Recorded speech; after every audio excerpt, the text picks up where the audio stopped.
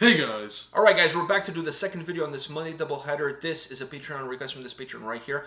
Asked us to check out Invernoir, House of Debris, perhaps one of those houses of those hoarders that's full of shit. And then the dudes from American Pictures show up and, oh, an old bike! I'll give you $700 for it. You know, those guys Are the opposite of the Pawn Stars. Yeah. Pawn Stars, like, how much you want? 1,000. I'll give you 100. Yeah. Those guys is, how much do you want for it? 200. 200? That's too low. I'll give you 450. Who the fuck does that? I don't buy it for 1 second. That's like the backwards logic. I'm almost sure that after the guy stops recording, goes, like, you know what? I just said that. I don't want it. Yeah. You can have it. You can have it. Who does that? Who does that? It's like when they put, you know, like there's a show where they go in the storage wars, where they buy the storage, and then they say, wow, I bought this storage unit for $400, and it's worth $1,000. No, it's not. It's worth whatever people will pay you for it. Yeah. Until you actually sell the shit that it's in it, is worth $0. That's how much it's worth. That's how much things are worth, period. I don't know why people even do that stuff. And then I always think about this. You don't even get to go... Sorry. You don't even get to go into the storage. You have to look from the outside. Yeah. You have to kind of guess what's in there before you buy it. It's like you're a miner at a strip joint. You're just kind of have to look through the window. Yeah, you're just looking through the window. Listen, and then the other thing I always think about is this: if you're telling on TV what the stuff is worth, isn't the taxman then going to come after you for you to pay taxes on that shit that you're going to sell? Seriously, like I always think about that. Is this really a smart move for you to be telling people how much stuff is worth and how much you're going to sell it for? The show itself too. Obviously, the show is paying you. That's the only reason why they're there. Yeah, he was my favorite. He was my favorite. All right. By the way, before we press play, this band is from Italy. Bibidi boobidi bobbidi. Che cosa? Bing, bing, bing. You know what that was? Mario. Yes, hitting the coins. All right, and they're a gothic doom metal band. Oh. Yeah, perhaps they're Roma fans. Or Parma fans. Or Inter fans. Or literally Inter fans, yeah. Anybody but Juve. Anyone but Juve and AC Milan. Yeah, pretty much. I agree with you on that. All right. Are you ready for this? Yeah. Or Pescada. I can go on and on. Go on.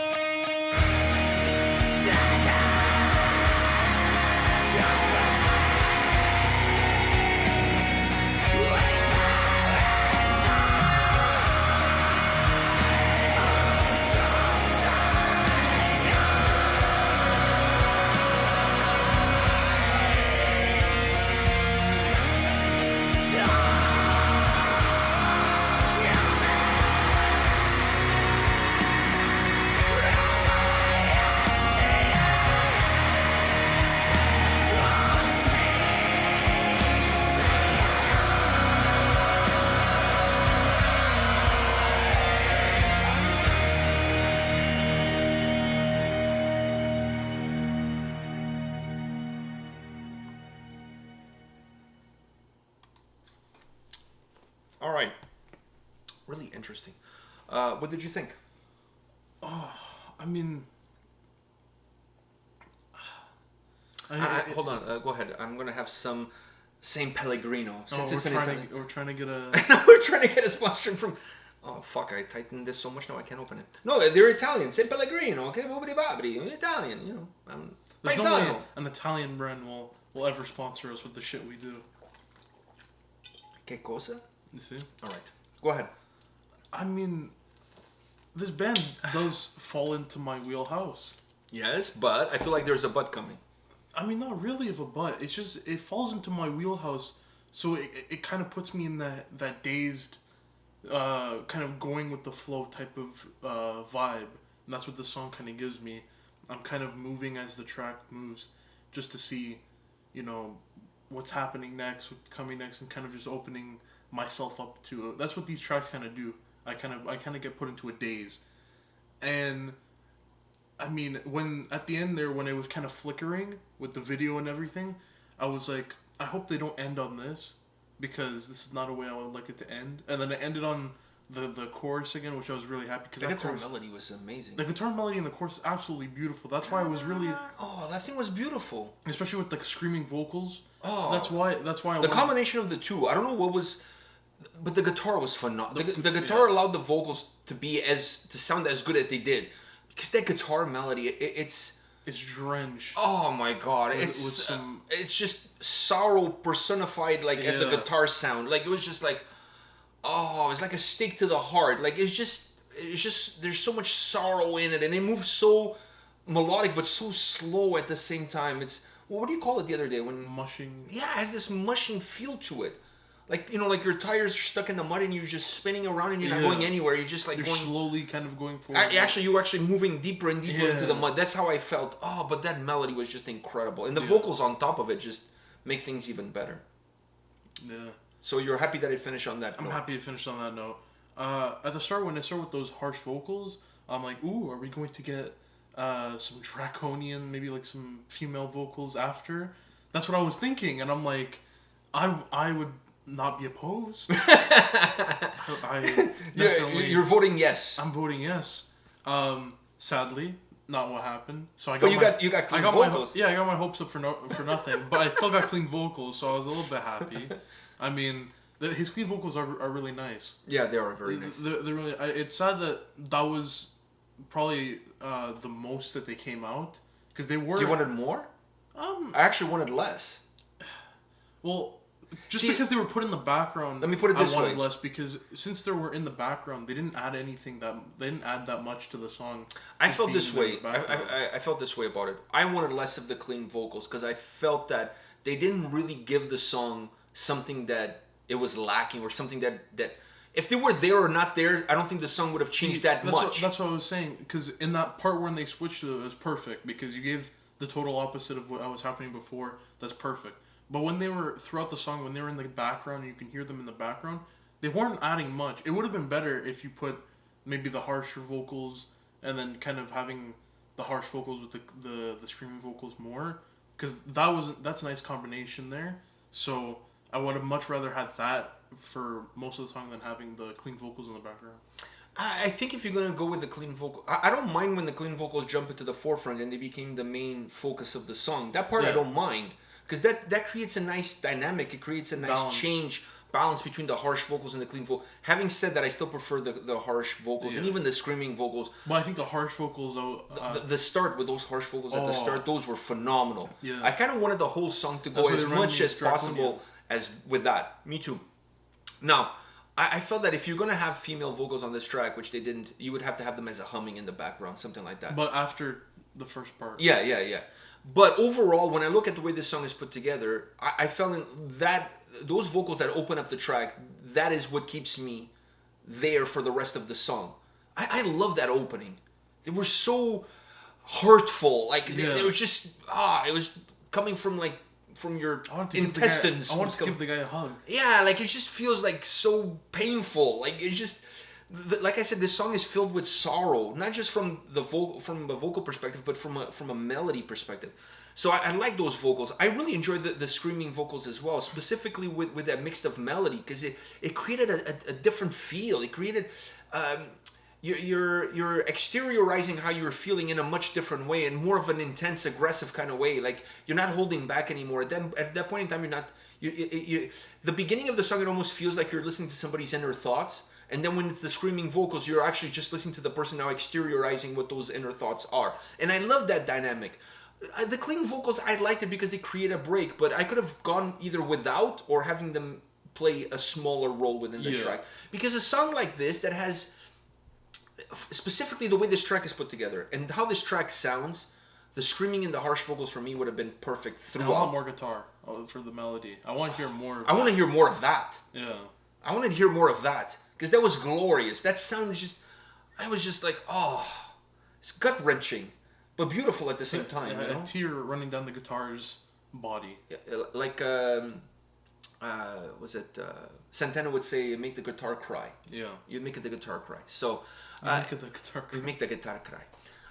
With my horrible accent. Yeah. But anyways, I love how this track is put together. There's a few things I would like to see changed and whatever, but especially obviously the song is what it is. When it went with in the video there, when it was shaking and there was that part where he was just screaming, I wasn't a big fan of that part. I wasn't a big fan of that, so I was like, please don't end on that.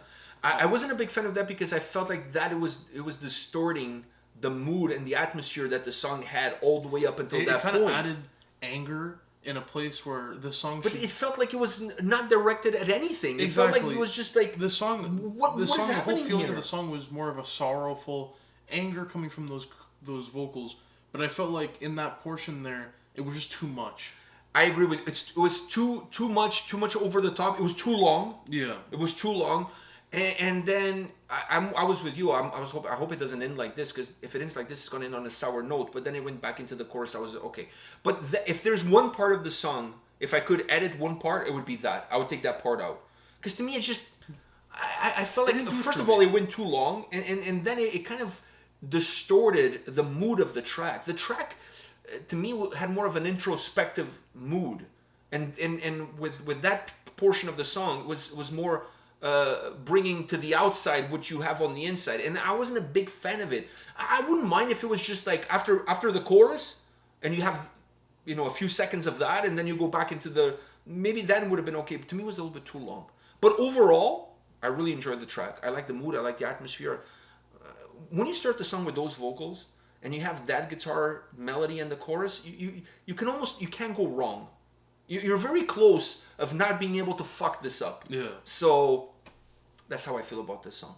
I love this sound. I love this kind of stuff. Yeah. I could listen to this for days. For days. That's perfect for. Especially for the winter here in Canada, you just sit back, having a hot chocolate, contemplating life or the lack of. And listening to this. Oh fuck! If you're contemplating life and you listen to this, maybe that's not a good idea. That's a list. Yeah, that's not a good idea. Let's move on from that. Don't do that. That's a list Jericho couldn't.